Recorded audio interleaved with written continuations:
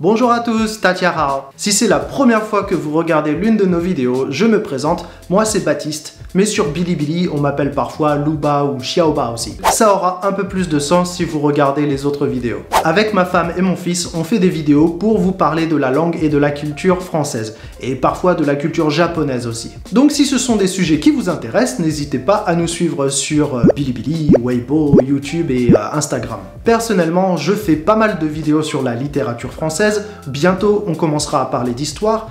Et bien entendu, je fais aussi des vidéos sur la langue française elle-même. Tiens, aujourd'hui, par exemple, je vais vous présenter 9 règles de français avec lesquelles les Français ont du mal. Et quand on les entend, parfois, ça fait un petit peu mal aux oreilles. On commence doucement avec une petite règle bizarre concernant les moyens de transport. Quand vous voulez dire par quel moyen vous allez quelque part, généralement, vous devez dire que vous y allez en plus le moyen de transport. On utilise donc la préposition en. Je rentre à la maison en voiture. Je vais en Chine en avion. Par contre, on n'utilise pas cette préposition pour la moto, le vélo ou le cheval. Avec eux, on utilisera la préposition à. Elle va à l'école à vélo, elle descend de la montagne à cheval, elle descend de la montagne à cheval.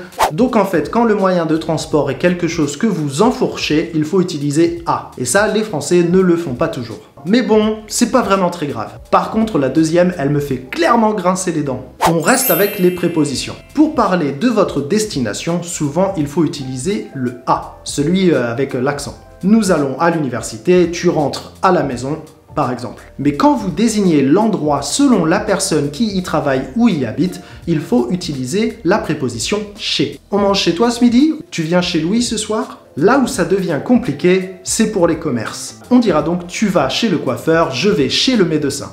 Et beaucoup de Français se trompent sur ce point-là. Quand j'entends un « je vais au coiffeur ce matin », j'ai un peu mal aux oreilles. Donc pensez à utiliser le mot « chez » quand vous désignez un endroit par une personne. En 3, le très célèbre « comme si que ».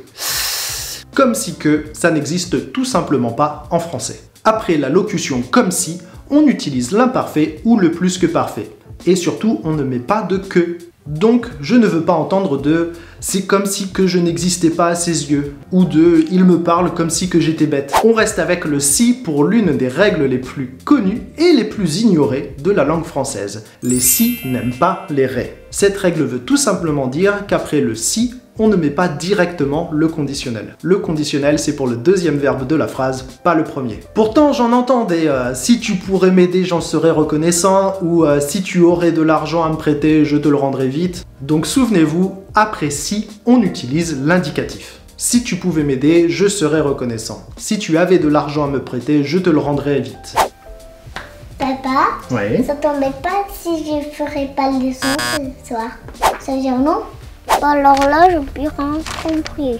Un facile pour la suite. A plus le, ça n'existe pas en français. Bon, celle-là, les Français généralement ne se trompent pas trop. C'est plutôt pour les étudiants étrangers. Si vous voulez désigner un endroit par la préposition à plus un article défini, il faut faire un tout petit peu attention. Si l'endroit en question est féminin ou commence par une voyelle, pas de souci, on va dire à la ou à l'. Par exemple, je vais à la gare. Tu vas à l'école. Mais quand le nom est masculin et commence par une consonne, on peut être tenté de dire à le. Sauf que à le, ça n'existe pas, on va dire au. Nous dirons donc elle va au marché, nous allons au travail. Et pour le pluriel, c'est pareil, mais vous rajoutez un petit X. Un truc tout bête que j'entends beaucoup trop souvent en France, c'est la mauvaise conjugaison du verbe croire. C'est triste, mais trop souvent, je l'entends cette faute de français. Cette faute, c'est... Non, je peux pas le dire. Je peux pas le dire. Je peux pas. Non, je peux pas. Bon, allez, Baptiste, un petit effort, c'est pour les étudiants. Hein. On se concentre. Ok, on respire. Cette faute, c'est « ils croivent ». Je sais pas d'où il sort ce V, mais il me casse les oreilles. On dit simplement « il croit ». Il croit en Dieu, elle croit que la Terre est plate. Non mais vraiment, c'est pas compliqué ça, hein, j'y crois pas moi. Plus que 3, et je vous garde le meilleur pour la fin. Le prochain, c'est une locution contre laquelle je me bats depuis des années. C'est « au jour d'aujourd'hui ». Ouais, c'est à toi que je parle, maman. Beaucoup trop de Français utilisent cette locution. Au jour d'aujourd'hui. En fait, c'est ce qu'on appelle une tautologie, c'est une répétition inutile. Il n'y a pas besoin du au jour, puisque aujourd'hui le contient déjà. En plus, oui, à la base, ça veut déjà dire aujourd'hui. Donc, au jour d'aujourd'hui, c'est une triple répétition. En numéro 8, un pur barbarisme. Le plus pire.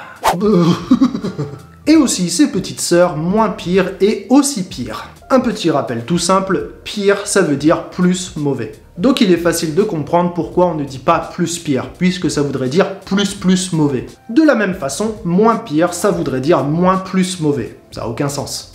Et aussi pire, ça voudrait dire aussi plus mauvais. Pareil, aucun sens. On dira tout simplement mieux ou aussi mauvais. Et enfin, la dernière et la pire des fautes de cette liste. La championne toute catégorie des erreurs commises par les Français. Celle qui nous fait grincer les dents, qui nous fait mal aux oreilles et qui nous fait perdre notre foi dans l'humanité. Je vous donne le malgré que.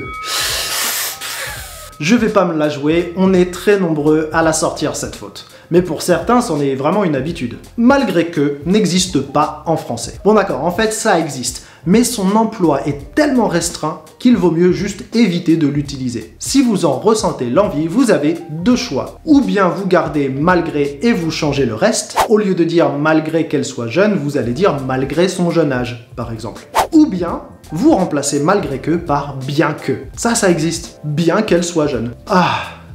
Ça va mieux, ça va mieux.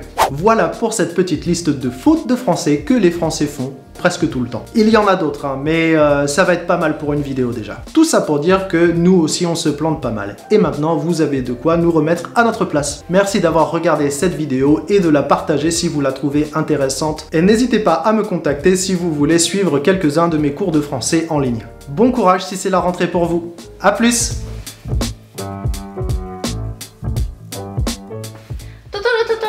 T'as pas vu Loulou?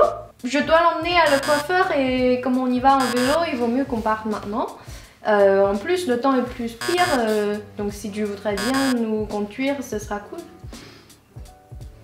Bah quoi? 你说啥了？Siri。我觉得咱俩短时间是回不了家了。